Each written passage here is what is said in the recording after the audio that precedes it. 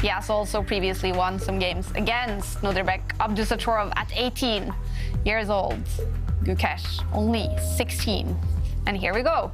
Here we go. It's a Queen's Pawn opening from Abdusattorov. Yeah, it was heartbreaking, that match at the Olympiad. Gukesh left the tournament hall in tears. It was just, it was hard to watch. And, such high stakes, but he'll want revenge.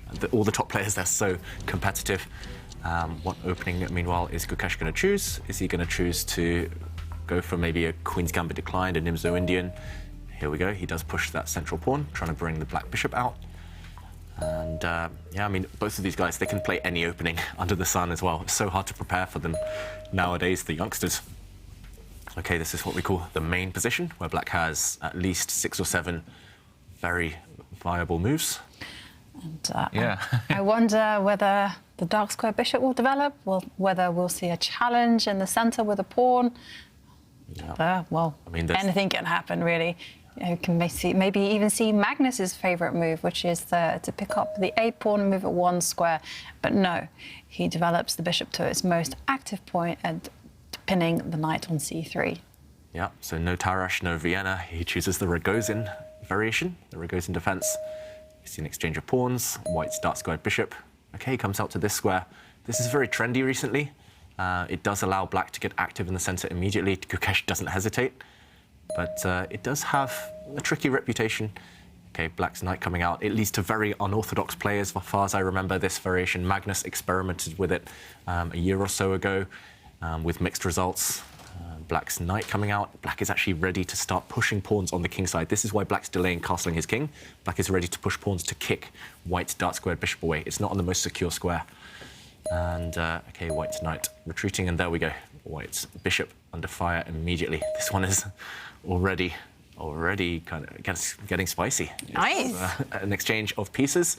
White's knight takes the black knight, but which one is Gukesh going to take? Is he going to take the white bishop, or is he going to take the white knight in the centre? You can choose either. And just a really complicated position already. This last move from Abdusattorov, I think, is not the most popular. Yeah, you're right about that, David. No games in the database. Oh, wow. Suddenly there were loads. There were loads of games after black pushed this pawn. But yeah, Magnus castling against Alireza Firouzja, but no one, absolutely no one, has captured that knight in the middle. Wow, it's a relatively natural move. Yeah. But I guess everyone wants to preserve their bishop. It's not just that. I think tactically it's awkward, no? Because if I play pawn takes bishop now as black, where do you put this knight? Because you have to move it somewhere. And on a move like knight d2, can I just play knight takes d4? I mean, you have to consider it.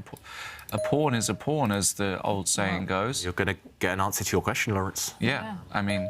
And here comes the answer. It's a counterattack against the dark square bishop. Yeah, so leaving his knight up for grabs, but counterattack. This feels like the type of thing Abdusattorov's definitely prepared with the computer.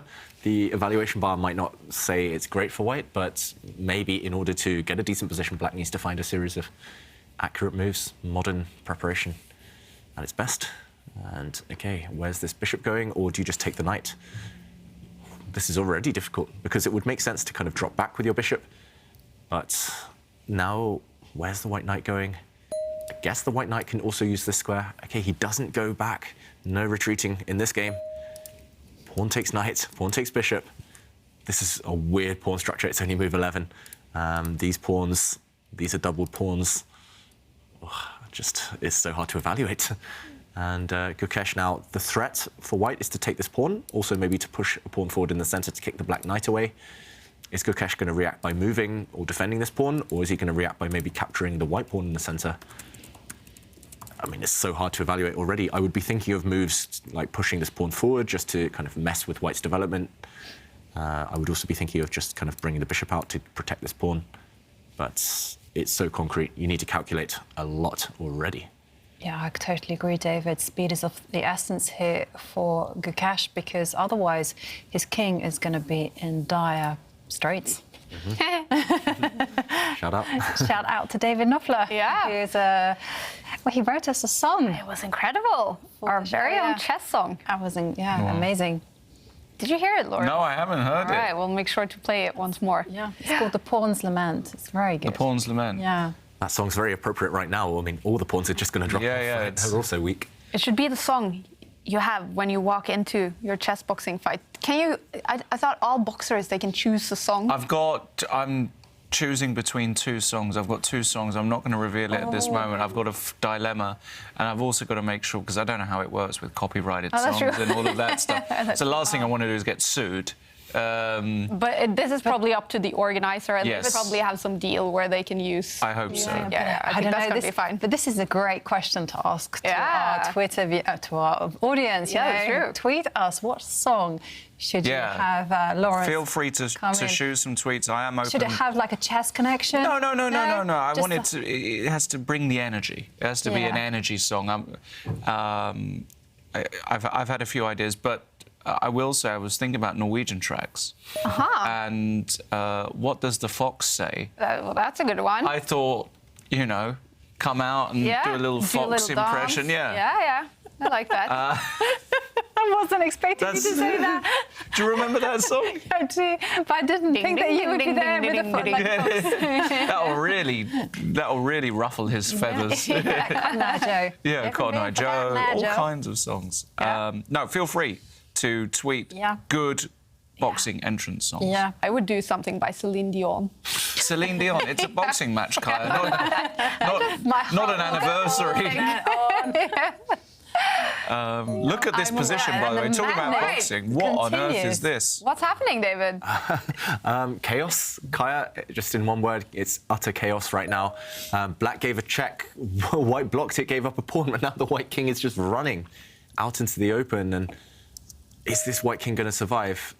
It doesn't feel that way, but Gukesh continuing, developing his pieces. Abdusattorov, surely he's prepared this position. Look at the clock times. Abdusattorov up over 15 minutes. He's gained time from when the game has started, so he must surely know what's going on. And I'm trying to do a quick count here. White has 6 pawns, Black has 6 pawns. It's level material, but it doesn't feel that way. It feels like someone's sacrificed something. And let's jump in just to show what happened from the last moment we were at the game. It was here. We said this pawn is under attack. It needs to do something. It did commit. It did push forward. It was captured. The Black Queen then jumped out. The White King is now on an open diagonal. White blocked it with a pawn. And here, I mean, I'm just surprised by every move. It's so hard to guess. There is a big threat along this diagonal, so the White King jumped out the way. You couldn't take this pawn. You couldn't remove the Black pawn because the rook would fall to the Black Queen, so King d2, and Gukesh just immediately reacts by bringing his bishop out. It feels like the type of position Abdusattorov thought he surprised Gukesh, but maybe Gukesh has actually studied this himself before, because he's played quite quickly too. And Black has such an easy next move, he's just going to castle queenside. But Gukesh's moves have been very natural at the same time, right? If you look at the last 3 or 4 moves, bishop f5 cutting that king, castles queenside comes a tempo. There are all kinds of ideas here, David. Knight takes d4 is in the air. That just wins almost on the spot. Yeah, for example, this knight takes d4 just wins, takes, check on f2, and then castle long and you pick up the queen. It's just mate, actually, excuse me. It's just, you forget the queen. Yeah. I mean, this is, I'll be honest with you, if Nodirbek has prepared this and he hasn't gone further than here, then it shows a lack of maturity in his preparation. For example, you would never get somebody like Fabi stopping here and not knowing what to do. He would already be very clear, because even though the computer might say this is all right for White, from a human perspective, this is completely unplayable for White. And Go on. Can I just add to that? Yeah. There's only one move for White to survive this position. One move He only? has to develop the light squared bishop to g2. And what That's it. And what happens if I castle? No, sorry, you want to take on c6 there. Take this piece. That's the only move that remains in the game. Everything else, you're looking at like something like a -3, which is like a full piece advantage for Black. So he's on the ropes. He has to tread accurately now. I mean, it still looks so scary. For example, this bishop move, Lawrence's idea is on the cards. I guess after knight takes pawn, the idea for White is that now your rook in the corner is defended. Maybe now you can play pawn takes pawn, hitting the Black Queen, and Black is not able to completely coordinate. It still looks scary. I mean, the Black Queen could just drop back. Actually, over there's only one move as well. Wow. So, again, you know, you cannot take the pawn, as you highlighted. Wow. You can only go on the counter-attack. So after knight takes, after the bishop develops, knight takes the pawn.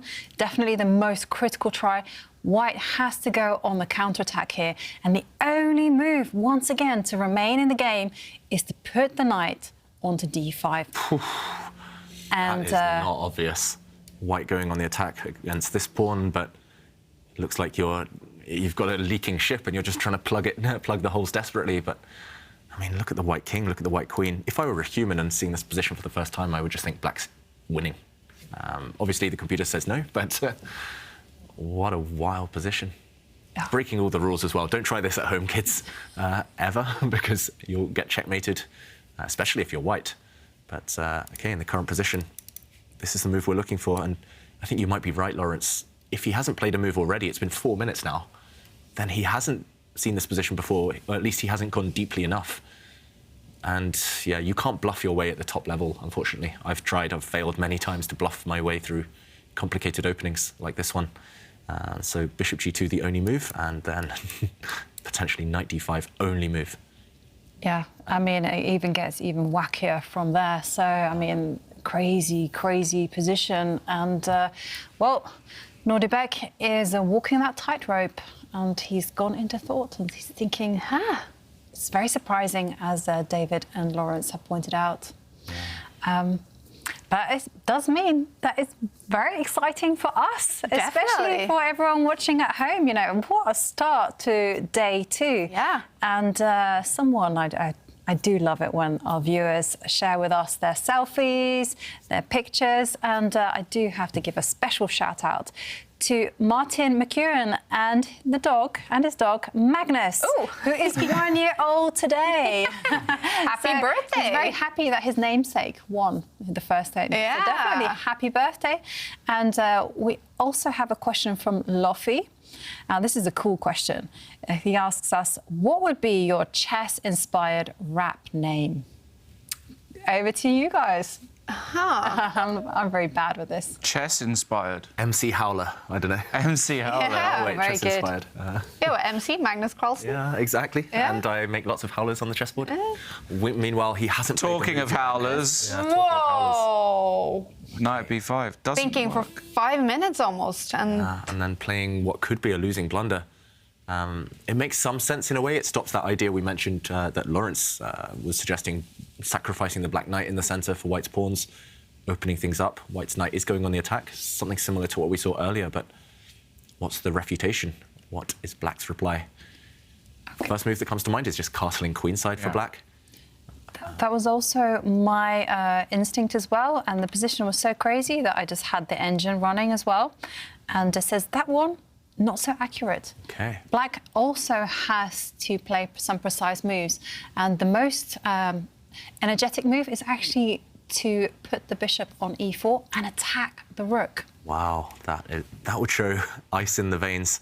So there's a threat of knight takes pawn, and you just ignore it. Just plant your bishop in. Yeah, Jovanka, this one looks incredibly strong. You hit the rook in the corner. If the rook moves, then of course the pawn just captures, and black is going to make a new queen over the next couple of moves. So you kind of have to just let this rook leave it to its fate. So knight takes pawn. This is just one check. I guess the king will move. Not even sure where, but wherever the king moves, if the knight takes the rook again, I guess you just capture. And have you ever seen a position like this before, Lawrence, with the kings forgetting to castle? I mean, I've seen probably something kind of similar. Down the local coffee house. Looks like, I was going to say the junior, the under 12s, junior championship. Exactly. They're both juniors, these two players. Oh, yeah, they are as well, yeah. No, but I mean, it's so rare to get such a random position, you know, where both kings are out in the open. You have a weird pawn construction. And look at black's pawn on g3, getting ready to queen as well. I mean, yeah, g2 is a very cute optical move, because it's very rare that you have your bishop in the corner, blocked in by your own pawn. But that kind of actually just almost wins. It looks like we've set up the board the wrong way around. With it's like Fischer random chess, but you put your bishop in white's court. And yeah, I mean it's so weird right now. If we go back to the current position, so this is the strongest move. We did see Stockfish suggest a few moves on our screen a moment ago. The second best move for black also gives a big advantage. Maybe this is a more kind of natural human move. It's to drop the black queen back, just defending this pawn, no more checks, but also threatening to capture this guy. do you expect Gukesh to find one of those two moves? Yes. Yeah. Yeah. One thing I've noticed about Pragnananda, Gukesh, Nihal is they are the master of counterattacks. You know, you attack their piece and you think they're going to move it. Nope. They're so good at just initiating a counter and also calculating their way out of chaos. Yeah, and they're very disciplined, these young Indians, because they have had chess coaches from a young age. They're very disciplined with that calculation. So, for example, in a position like this one where Abdusattorov has just brought his knight forward, even if they're not thinking it directly, they will be looking at the checks, captures, threats, the forcing moves. So, for example, we mentioned, OK, castling queenside reacts to the threats. That's decent too, so this will be on his radar. But apart from that, the two best moves, this one is a threat, hitting the rook in the corner. This one is a threat, hitting this pawn, but it's also kind of just a defensive move, so it's kind of dual purpose.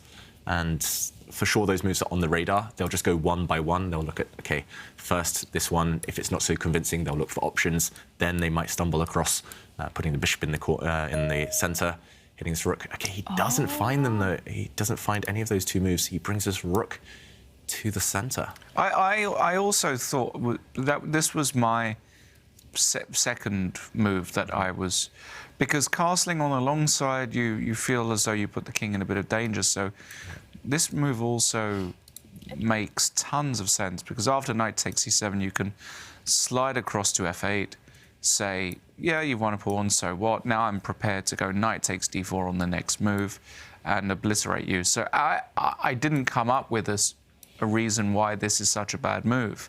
Mm-hmm. Clearly, there is an issue, though, David or Ivanka. What is the issue with this move? Could it be that there is no actual threat? So you can actually maybe develop the bishop to the g2 square now? So we can't... Could we see a weird draw now, for example? Yeah, that's... Yeah. After knight takes pawn, trying to blow open the centre. Maybe black has no more than a draw. It looks very scary for white still. This is check, only one safe square. Another check, only one safe square. I mean, even just taking this bishop looks very good for black, to be honest, because the white king is so naked out in the centre. But the problem is black's king is also without shelter. Yeah, black's king still has castling rights. He can still run away when it's least expected. But, yeah, I mean, we can't blame Gukesh for going for this move. If it were a classical game, he would have probably spent 20, 30 minutes on that one moment because it was so critical. And maybe he would have come up with one of the computer suggestions, but this one looks very testing too. So from a human point of view, very logical. And Abdusattorov still with some issues to face. The more I look at it, the more I hate it for white, I've got to say. It just looks like he's balancing on that tightrope again. And one slip, you'll fall off, you'll lose immediately for white. If black slips, OK, the game is likely to go on. So the stakes are higher for Abdusattorov due to his king. Yeah, and I'd like that tweet from Jasper van der Oor, who says these blind spots are so big that even glasses can't fix them. So I also quite like his handle, Jasperov. Ah. Jasperov. What's the best handle you've come across on the online platforms? Goodness me. There was a quiz team at the pub quiz the other day called the Knights Who Say Nieman. That was pretty good. Yeah, that's a good one. But, yeah, Jasperov, that's pretty good. Jasperov is good. I quite liked Magnus Carlsen. Yeah. Magnus Carlsen. There's lots of puns on his name, right? Yeah. Cagnus Malsen. And, Yeah. yeah. Chess fans are very creative. They're the best. And it was very nice when Magnus was working together with his friend Nodirbek Hammer, and they called each other the MC Hammer, which is very nice. Pretty. Yeah, that works. That works, yeah. And maybe MC Hammer, can touch this. Yeah, There we go. Yeah. That's a good walk-on tune, Yeah. right? Oh, that is. That is. Da, da, da, da. Yeah, I can see it. Lots of boxers have nicknames, right? What would yours be? Oh, I do have a nickname. It's going to be announced. It's Lawrence Iron Fist. well, I wish. No, I do have a name. I'm going to announce that next week, I think. So that's sticking. Cool. And I've got some more announcements to make next week. So keep your notifications on. Yeah. So, do people call you Loz? Not really. No, a few people do. You know, some friends, but I'm not going to go out there as Loz. I've got a powerful name. Because I was thinking you could be Loza, like Gaza. No, because you know the boxing names tend to be a bit aggressive. Let's say, you know, the Dark Destroyer was Nigel Benn, or you know, all kinds of stuff like that. No, it's gonna be good. Don't worry. All right. We've got it all worked out. King Lawrence. Wouldn't go that far. The Queen is more powerful. Well, the Grindmaster is what I like to. I'm the Grindmaster. Yeah. Talking about grinding, this is not a grind. No. Remember that other game, Kaya, that we looked at? That was more of a. This is more of a. The one yesterday? No, the one that we looked at the first round today. That was a bit more grindy per nature. I thought you meant the 100,000 move game that we finished off with yesterday. That is also a grind. Yeah, that's a real grind. This is a pure slugfest. This is them, you know, just all-out war. Nice. Throwing everything at each other. We have to admit that is the most entertaining. Even if I know you like the long grind. You know, some players, Kaya, it depends on your personality, depends on your style. I commentate a lot with Peter on the other channel. Tanya does it as well, and I've commentated. Peter gets so excited over a little move, you know, just a little idea and you save a little bit of time, or there's a little bit of an improvement based on this position, and it fills him with such joy. And I mean, I appreciate it because I'm a chess player, but I don't get the same sense of elation that Peter gets. I like stuff like this. You know, I used to watch Julian Hodgson growing up. Shout out Julian if you're there, throwing his pieces at his opponent, and I'm from that school. Yeah.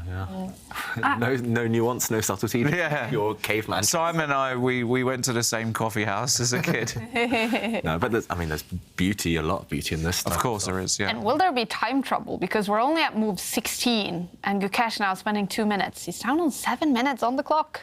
Yeah, we can't blame the players for spending so long because it is so critical so early. But, I mean, if we see a similar situation where there's still so much chaos going on and the players are down at 1 or 2 minutes, then we will see big mistakes. And, wow. Yeah, right now it's enough time, but also you've got to make sure you don't get checkmated. So they will be burning that time on the clock in the next few moves. To me, I'm struggling to even come up with alternatives, to be honest, to this idea we just showed with Black going all in and sacrificing. Black would have a draw. Actually, Gukesh does have a draw in his pocket with the variation we just showed. Maybe we can jump back in and illustrate this one more time. So right now, Black has the move. White's bishop has just developed. So there's a couple of threats for White, potentially. One would be to remove this Black Knight, which is actually doing quite a good job right now. And the other would be to just play pawn takes pawn, now that White's rook in the corner is defended. So time is of the essence. And do you just go all in? I mean, this is the first move I would be calculating. Knight takes pawn. It's been on the radar for a long time. Again, this sacrifice, this check. The king drops back, another check. And here, there's so many candidate moves. One move would be to just castle, for example, for Black, trying to come and check the white king, maybe even checkmate the white king. Looks dangerous, no? Struggling to come up with ideas here for White to save it. Obviously, you could calculate taking this bishop off the board. You can calculate giving another check with the Black queen. So much to consider here. You could also just go back where you came from with a check. He doesn't play this move well. It would have been too tempting for me. I would have wanted to keep the draw in my pocket, up my sleeve. Gukesh, he doesn't go for all these crazy sacrifices. Instead, he just drops his queen back. So this is a pin, and the threat is reinstated. But this does give White time. Yeah, you can now chop that knight off, can't you, on c6? Which way? Bishop? Most likely.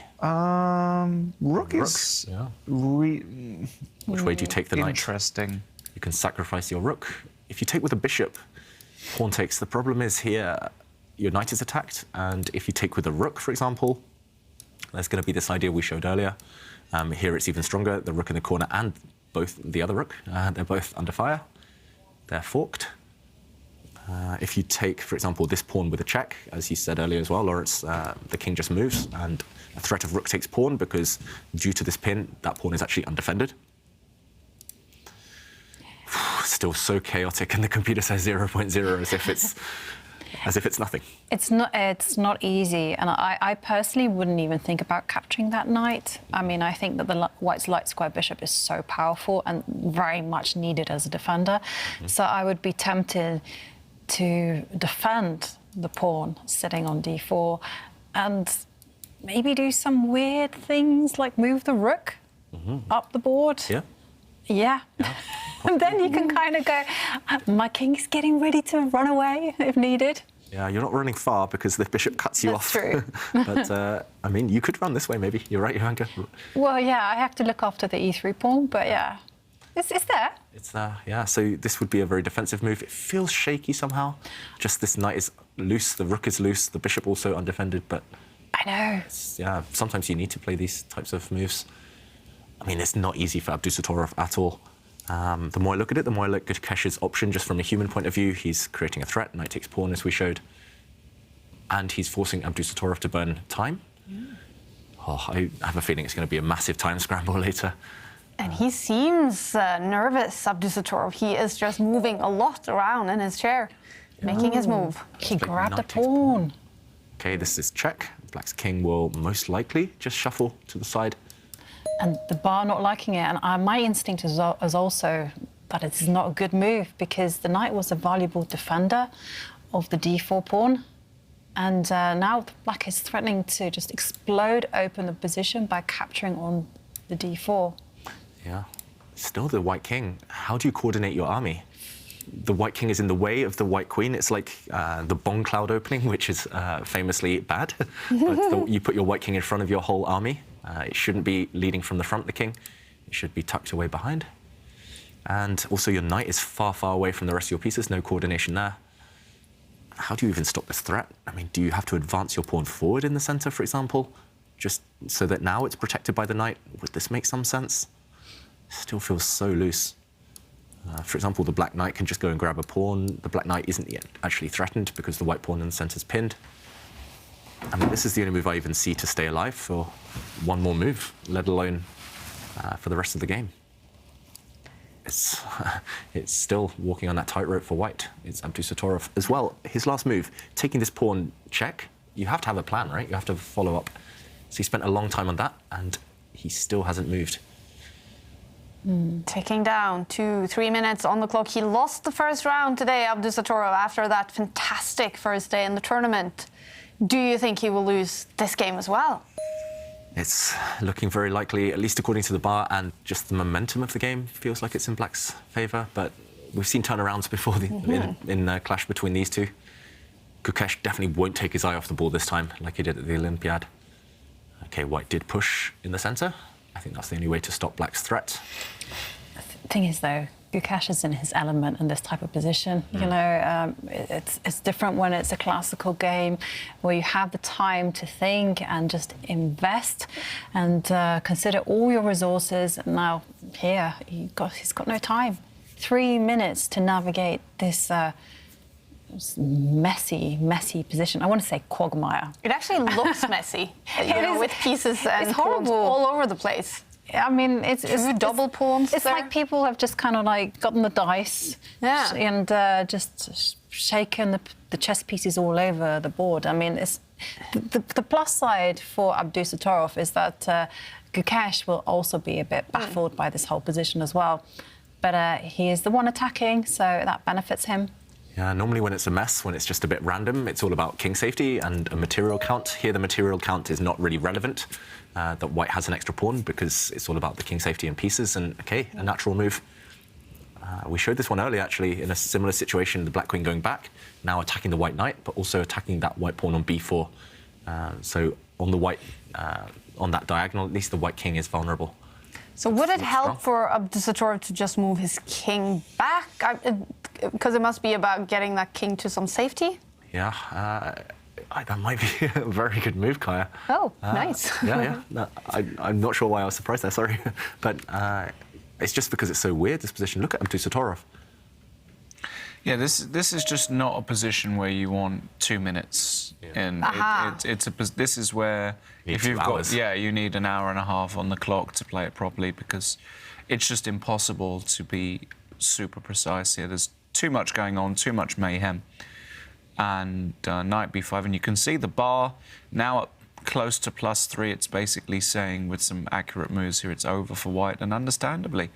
King is right in the middle, pinned. The pawns are horrible. You're not even really material up here as white.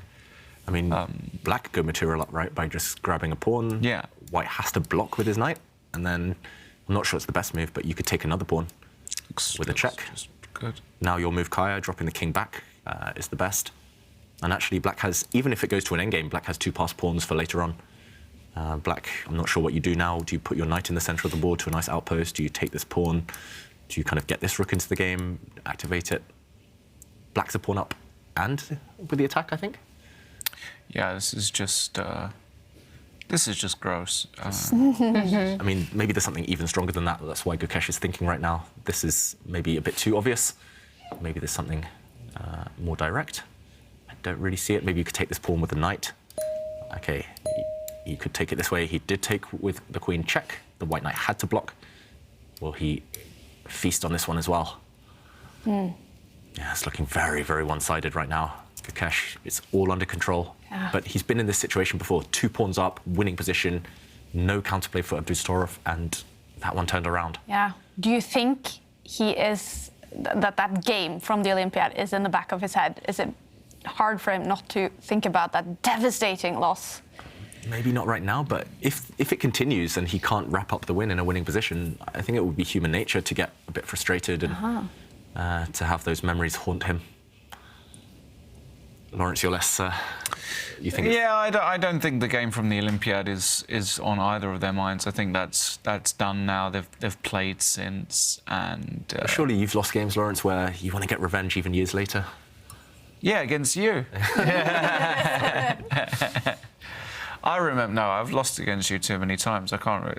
Have I actually ever beaten you? I don't think. Yeah, you did. Did I? Yeah, in 2002, I think. Oh, God. For NCL in a Trompovsky, I blundered very early in it. That was when you were still in short pants. I mean. 11, 12, yeah. Yeah, exactly. 11, yeah. I like how David remembers everything. I'm still trying to get revenge for that one defeat. I thought, yeah, I've beaten David a few times, but then I was thinking about, actually, I have never beaten David in a classical game.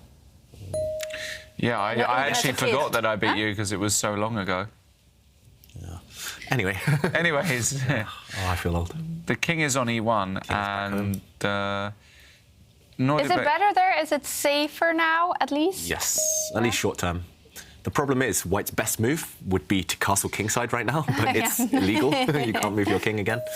And, okay, actually... Okay, what's happening here? Yeah, suddenly White's pawns are rolling. Oh no, has Gukesh blundered again against Abdusattorov? What is this? Look at this move. This is a beautiful Knight move. check. Maybe it's still... I didn't see it. Beautiful move. The whole Looks idea- like it wins. Yeah, if the knight is captured... OK, we have to show this. If the knight is captured now by the white pawn, this was the check, then suddenly checkmate. The king is not safe at all. The king is trapped. This is a very nice checkmating pattern. If the knight is captured the other way, which it was, then suddenly the white rook drops. The white rook has no more protection. And, OK, black is up. What's the material count? A rook and a pawn for white's knight, but the white pawns are very strong, so it's not over yet. The threat against the bishop is there. What a tactic this was. Just go back to show it again. Knight check. This is why we look for checks in every position, even if they look stupid, because if they work, they can be very, very strong. You give up your knight, but you win the white rook because the knight was poisoned. So this is the current position. OK, Gukesh, I'm expecting him to retreat his bishop. I'm not sure which way.